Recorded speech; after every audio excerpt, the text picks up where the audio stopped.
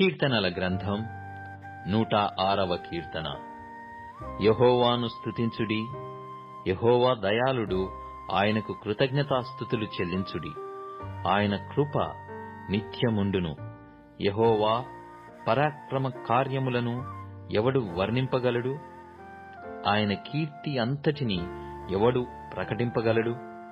న్యాయముననుసరించు వారు ఎల్లవేళలా నీతిననుసరించి నడుచుకొనువారు ధన్యులు.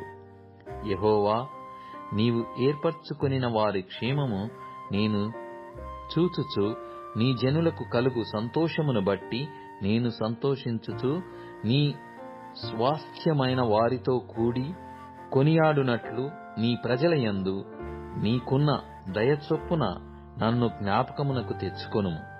నాకు దర్శనమిచ్చి నన్ను రక్షింపుము. మా పితరుల వలనే మేము పాపము చేసితిమి, దోషములు కట్టుకొని భక్తిహీనులమైతిమి.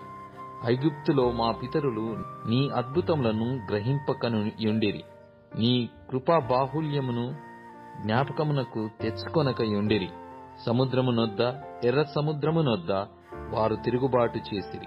అయినను తన సహా పరాక్రమమునకు ప్రసిద్ధి చేయుటకై ఆయన తన నామమును బట్టి వారిని రక్షించెను.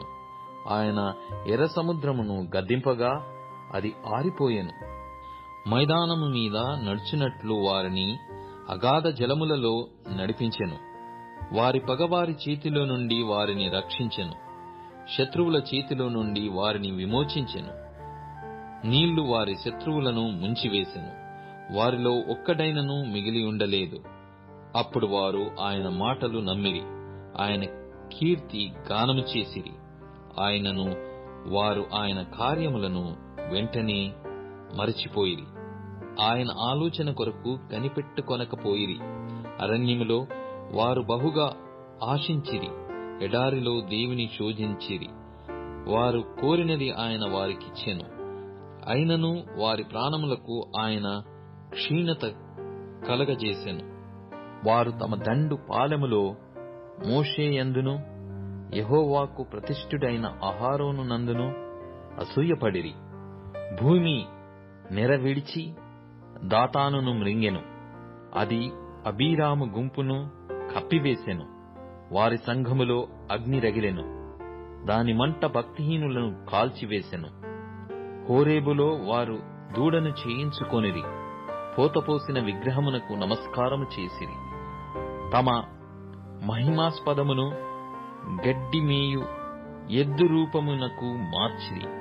ఐగుప్తులో గొప్ప కార్యములను, మహాదేశములో ఆశ్చర్య కార్యములను, ఎర్ర సముద్రమునొద్ద భయము పుట్టించు క్రియలను చేసిన తమ రక్షకుడైన దేవుని మరచిపోయిరి. అప్పుడు ఆయన, నేను వారిని నశింపజేసెదను అనెను. అయితే ఆయన వారిని నశింపజేయకుండునట్లు ఆయన కోపము చల్లార్చుటకై ఆయన ఏర్పరచుకొనిన మోషే ఆయన సన్నిధిని నిలిచి అడ్డపడెను. వారు రమ్యమైన దేశమును నిరాకరించిరి. ఆయన మాట నమ్మకపోయిరి.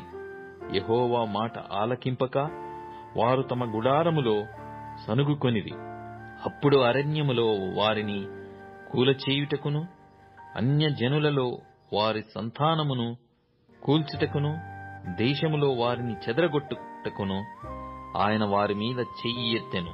మరియు వారు బయల్ పెయోరును హత్తుకొని చచ్చిన వారికి అర్పించిన బలిమాంసమును భుజించిరి.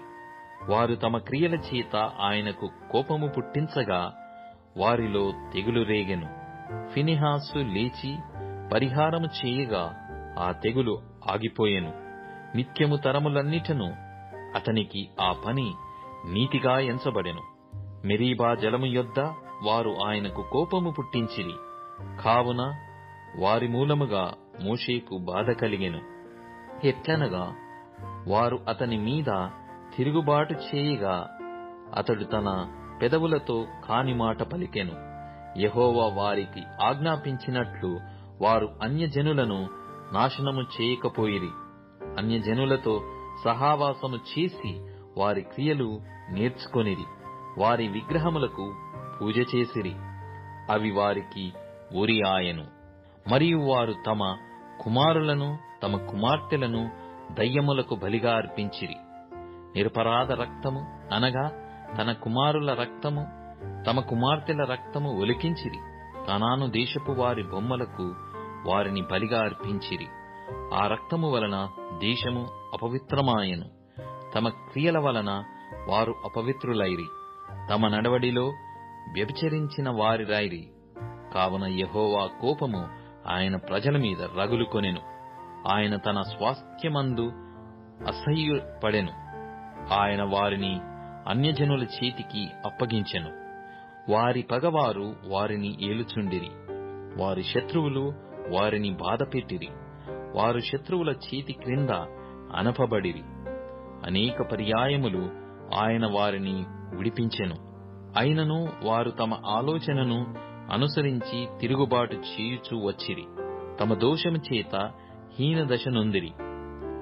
అయినను వారి రోదనము తనకు వినబడగా వారికి కలిగిన శ్రమను ఆయన చూచెను.